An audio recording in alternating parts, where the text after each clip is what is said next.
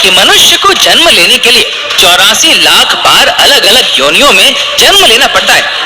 आपने तो सुना ही होगा कि मृत्यु के बाद यमदूत इंसान की आत्मा को यमलोक ले जाते हैं, जहाँ पाप और पुण्य को तौला जाता है, कर्मों का हिसाब किया जाता है और सजा सुनाई जाती है। लड़की को परेशान करने पे कौन सी सजा, किसी की संपत्ति हड़पने वाले को कौन सी सजा दी जाती है और किस गुनाह की कौन सी सजा दी जाती है, ये हम आपको आज बताने वाले हैं। लोगों का कहना है कि वेद पुराण को घर पे कभी नहीं रखना चाहिए और ना ही इस किताब को कभी पढ़ना चाहिए। पर ऐसा क्यों? क्योंकि इस किताब को सिर्फ और सिर्फ तब पढ़ा जाता है जब किसी की मृत्यु हो जाती है। मृत्यु एक ऐसा सच जिसे बहुत कम लोग समझ पाए। पुराणों के अनुसार जीवन में अच्छे कर्म करने वाले स्वर्ग में जाते हैं और पाप से भरे जीवन जीने वाले लोग नरक की ओर चले जाते हैं। लेकिन क्या यह सच में ऐसा होता है? क्या आपने कभी यह सोचा है कि मृत्यु के बाद एग्जैक्टली होता क्या है? इस सब के बारे में हम जानते हैं इस एक किताब से, जिसका नाम है गरुड़ पुराण। गरुड़ पुराण 18 महापुराणों में से एक है। गरुड़ पुराण के 2 मेजर पार्ट्स हैं, जिनमें से पहला पार्ट यानी पूर्व खंड में विष्णु जी की भक्ति के बारे में, मेडिटेशन, योग जैसे और भी गहरे ज्ञान के बारे में लिखा गया है। लेकिन गरुड़ पुराण का दूसरा पार्ट उत्तरखंड, वो बात करता है राक्षस के बारे में, मृत्यु के बारे में। यमलोक चैप्टर 1। गरुड़ पुराण में विष्णु जी ने ये बताया है कि यमलोक में चित्रगुप्त जी के पास हर इंसान के कर्मों की लिस्ट होती है। उसने कितने पुण्य किए, कितने पाप किए, ये सब कुछ डिटेल में लिखा होता है। चित्रगुप्त की सभा में हर प्राणी के पाप और पुण्य डिस्कस किए जाते हैं और उसके हिसाब से उसकी पनिशमेंट को भी डिसाइड किया जाता है। यमराज की सभा में जाने के लिए 4 दरवाजे होते हैं। जो लोग पुण्य आत्मा होते हैं, मतलब जिनके दिल साफ हो, उन्हें पूर्व यानी कि ईस्ट के दरवाजे से जाने को मिलता है। इस रास्ते में गार्डन्स है, सुंदर हंस है और ये अमृत से भरा हुआ होता है। पश्चिम यानी कि वेस्ट का रास्ता, जो ज्वेलरी से डेकोरेट किया हुआ है, जो संत है उनको इस रास्ते से जाने को मिलता है। जिन्होंने अपने जीवन में दान किया हो या जिनकी मृत्यु किसी तीर्थ के पास हुई हो, उन्हें उत्तर यानी कि नॉर्थ के रास्ते से यमलोक जाने को मिलता है। इन तीनों दरवाजे को पार करने वाली आत्माओं को किसी भी तरह का भय नहीं होता है। उन्हें हर तरह की सुख सुविधाएं दी जाती है।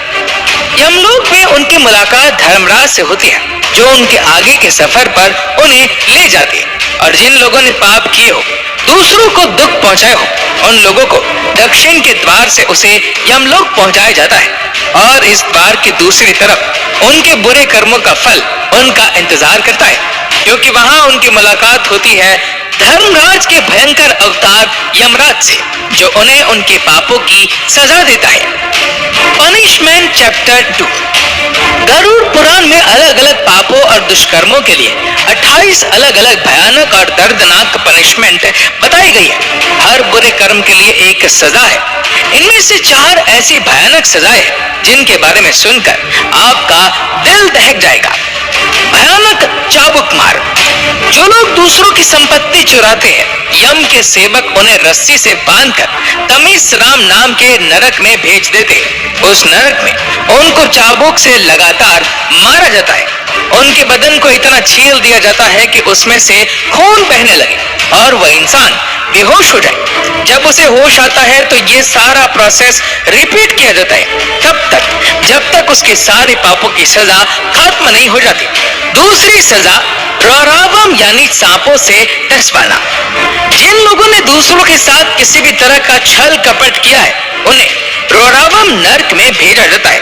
जलते हुए कोयले से भी भरी धरती पर उन्हें फेंक दिया जाता है, जहां वो अपनी जान बचाने के लिए यहाँ वहां भटकते हैं।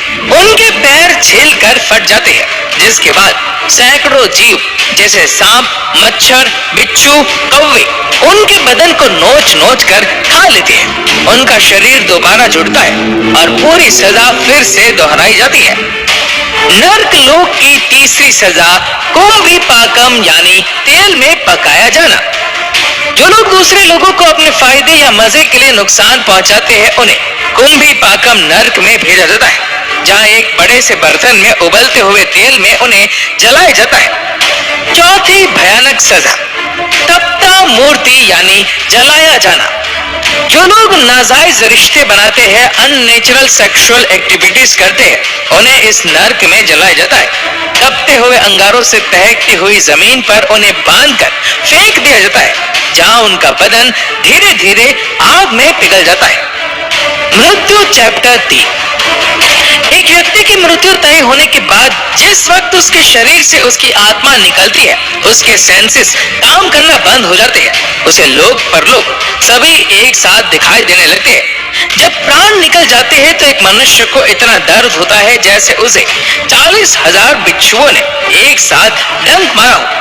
मृत्यु के समय यमलोक से 2 यमदूत आते हैं। काला रंग, गुस्से से भरी आंखें, टेढ़ा मुंह। उनका रूप इतना डरावना होता है कि मरने वाला जीव डर के कारण अपने शरीर को और कस के पकड़ लेता है। उसकी आत्मा वापस अपने शरीर में घुसना चाहती है, पर यह पॉसिबल नहीं होता।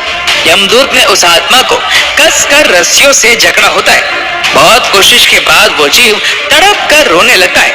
वो गिर जाता है और उसकी आत्मा शरीर से निकल जाती है।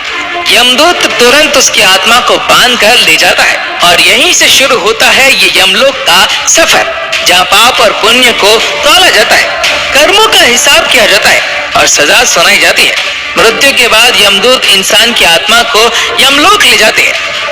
यमलोक का सफर चैप्टर 4।